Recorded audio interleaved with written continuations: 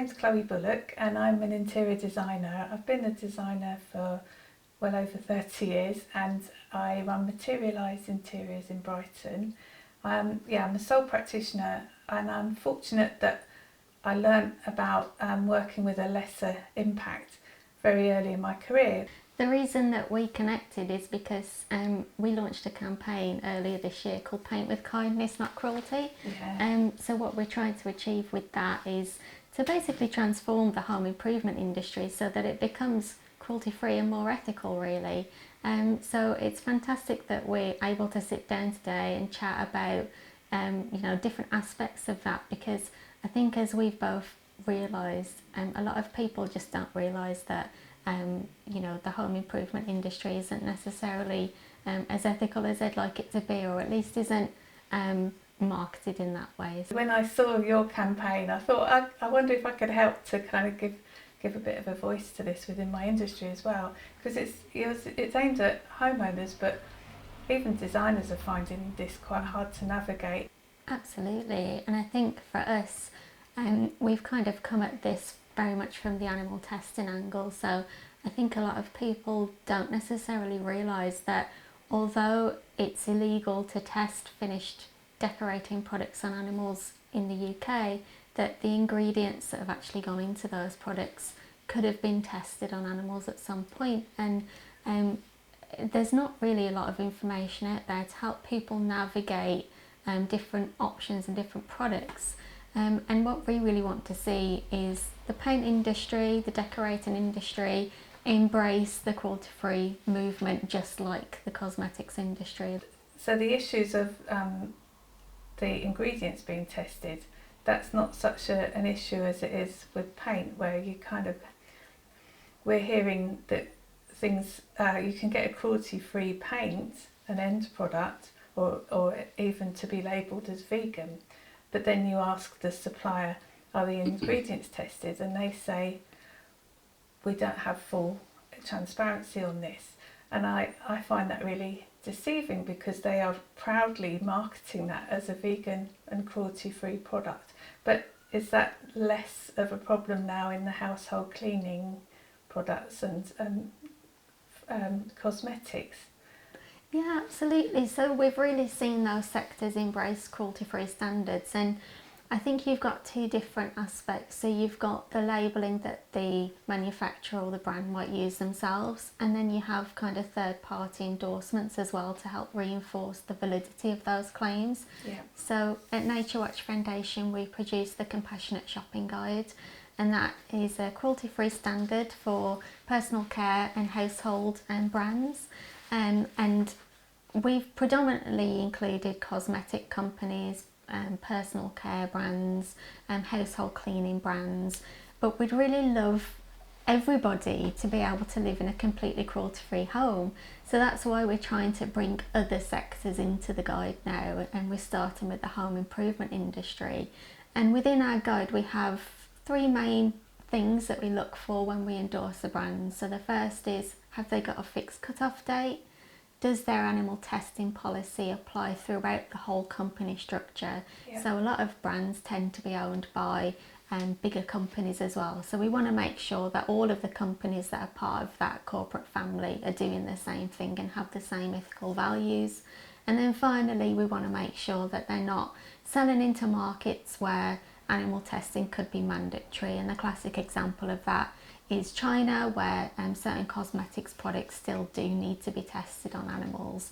Yeah. So those are the three things that we really look for, and our standards tend to be stricter than the claims or the requirements behind the claims that companies might make themselves. Because as you say, it's perfectly legitimate at the moment for a home improvement brand to say, yep, our product is cruelty-free, because they haven't tested the finished product on animals. But then I think for a lot of people, a lot of our supporters, certainly a lot of us who follow a cruelty-free or vegan lifestyle, we want to make sure that the whole product has those ethics as well. So that goes right down to the ingredients. And I think at the moment it's not really clear to people if the whole product is as ethical as they'd like it to be. Yeah, and I think you know, because there is this lack of legal definition for cruelty-free and vegan, then whether people are doing it to be deceiving or whether they're just being enthusiastic, you know, but it's really hard for us to navigate and ask the right questions. And I've been trying to guide my fellow designers on questions to ask, you know, and asking for data sheets. You need a chemistry degree to understand a lot of it, and it's very difficult. So you're making it so much easier for us, and I can't wait for the paint to be in the next guide. And the guide is really helpful. I mean, and it even goes into overseas markets as well. So this isn't necessarily just for the UK. It's really what we need, because until now it's been brilliant, but Ethical Consumer did a guide on paint, and it's been the only thing that I've been able to really use to navigate this. And I think I know about the pitfalls, but I keep, you know, hitting against problems and paints that aren't ticking all the boxes. This parent company issue is a big issue. The cut-off date, they need to, you know, say a date that they are cutting off using, Yeah, so a fixed cut-off date is a date that the company sets down in policy and says we won't use any ingredients that have been tested on animals after this date. Yeah. So unfortunately the majority of ingredients and chemical substances out there have been tested on animals at some point, and that's just the reality of it. But companies can make a choice, and what they can do is say, okay, I accept that that's been done in the past, but we're not going to do that, or we're not going to support that anymore. So they can speak to all of their suppliers, ask their suppliers if they can tell them when the last ingredient they supply them with was tested on animals, and then that date becomes their fixed date, and they'll say that's it now, we're not going to use any other ingredients that have been tested on animals anymore. And that's really kind of the gold standard at the moment for cruelty-free standards, and that's the standard that a lot of cruelty-free schemes will use. I think what's unique about our guide, however, is that we also expect the whole company to be adhering to that kind of animal testing policy as well. Yeah, and I've heard that from other parts of industries that are trying to define the word vegan. You know, they want the parent company as well. So you're gathering lots of information for this next guide by using us, you know, anybody, the general public, to kind of contact these paint companies themselves, which I think is lovely, because it shows the paint companies that there's a keenness out there to change. And I think, I mean, I've gathered some results and sent them in, and it seems like the paint companies are really keen to kind of improve their ways as well, which is really positive. Yeah, absolutely. So we've certainly seen some of our supporters really embrace this campaign. So what we've done is we've put together a template letter that supporters can send out to paint companies, and it's not just paint companies, it's other kinds of decorating materials as well. So that could be adhesives or grout or you know, varnish, things like that, and they can send that off to different home improvement companies that they might have used in their home in the past, and say, you know what, I'd really love to see you in the compassionate shopping guide, and I'd really love to see you embrace cruelty-free standards. And we've seen some really positive outcomes from that. So we don't have any decorating companies in the guide yet, but we do have a couple going through the application process now. Brilliant. So we're really hopeful that in the near future we'll have some home improvement brands within the guide, and we'll make a big deal about that when that happens. Is there a cost attached to that for the companies? No, so it's completely free for companies Crazy. to join the guide, which is really fantastic, because it means that smaller brands can also share about the fact that they're endorsed as cruelty-free, and we think that's really important. So there's no barriers here. There's just being transparent and kind of setting that target, the fixed cut-off date. So it's you're making it very easy. Let's hope that we can get a lot of paint companies involved. There's a big role for the consumer here that I think, historically people haven't really thought about whether the materials they're using in their home are ethical, if they align with their ethical values. And I think the reason that the home improvement industry is probably farther behind than the cosmetics and the cleaning products industry is because there just hasn't really been that consumer pressure there.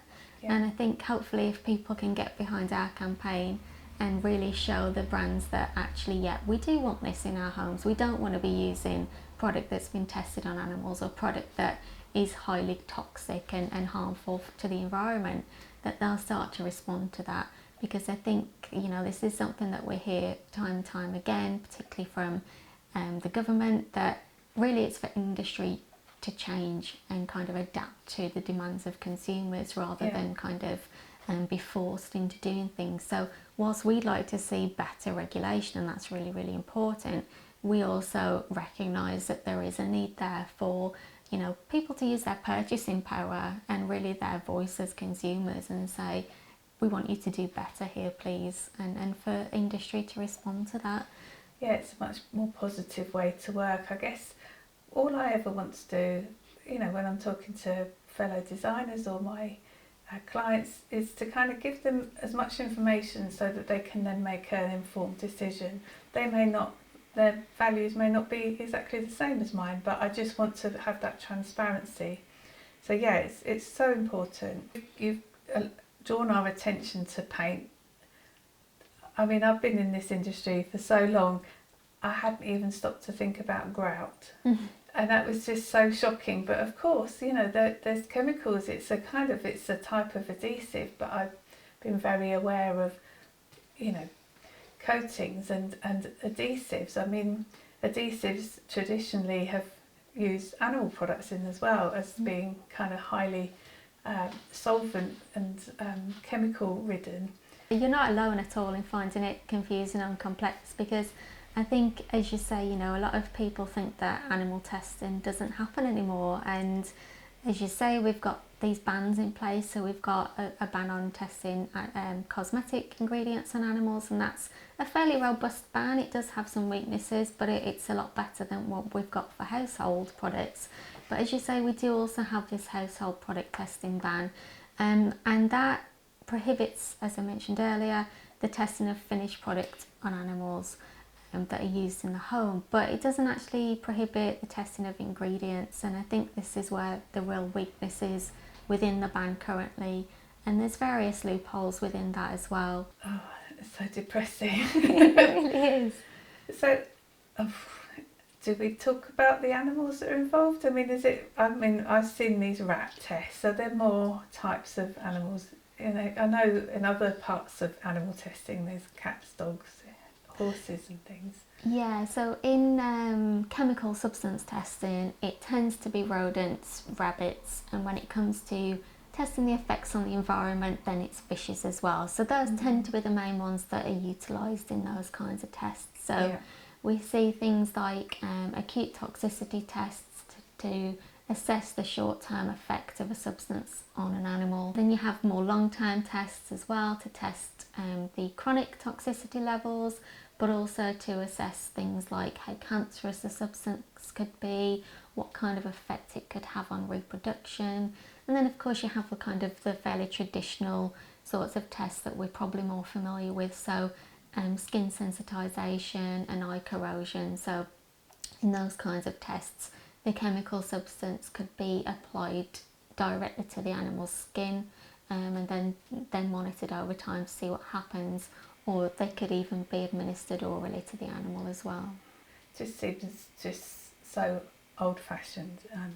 So let's hope we can do something more positive.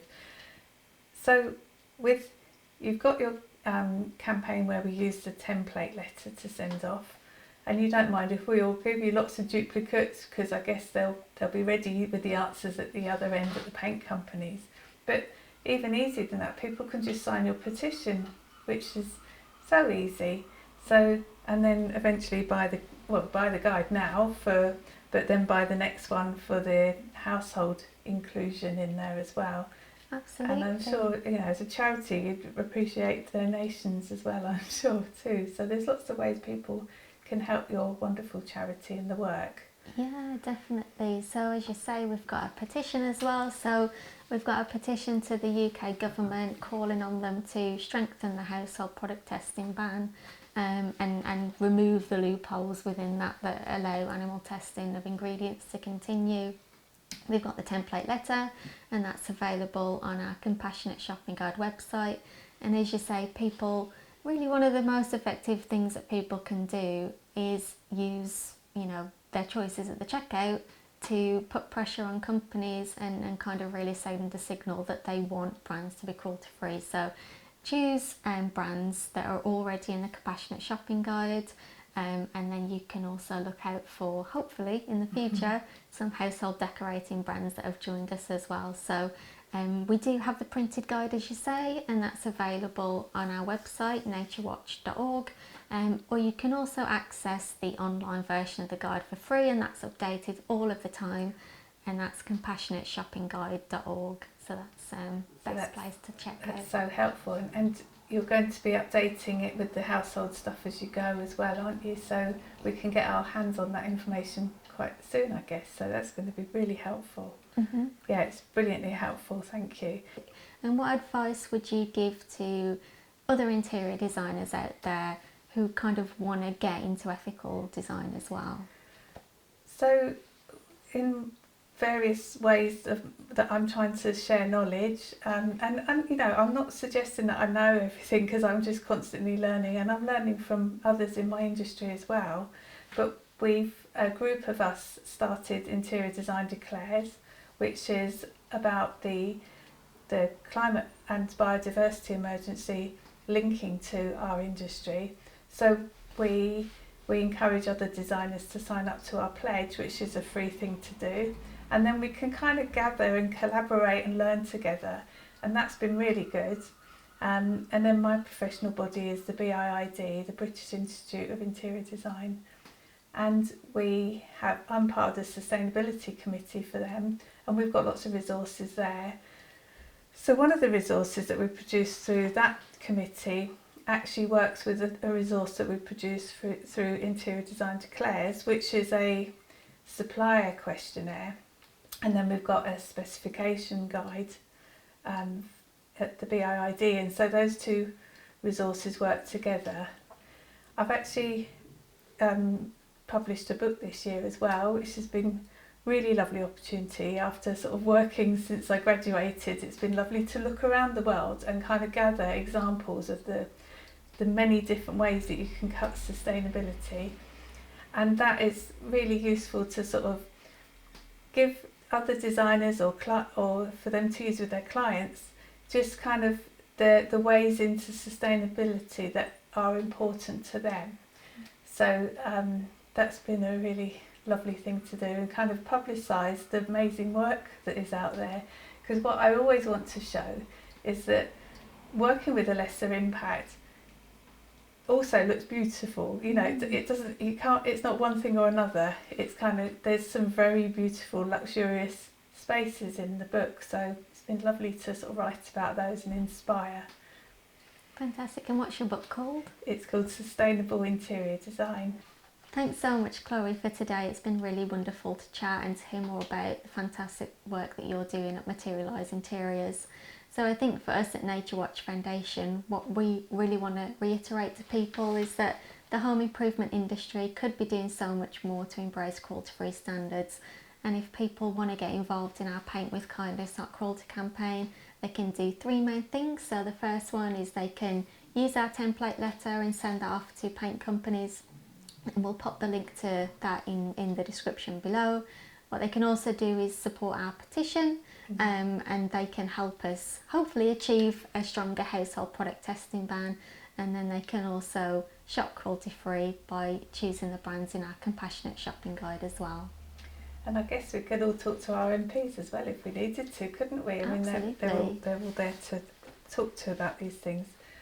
It's been such a pleasure speaking to you, and like I've already said, I'm so grateful that this campaign's come along and these resources have come along, because it's much needed, so thank you.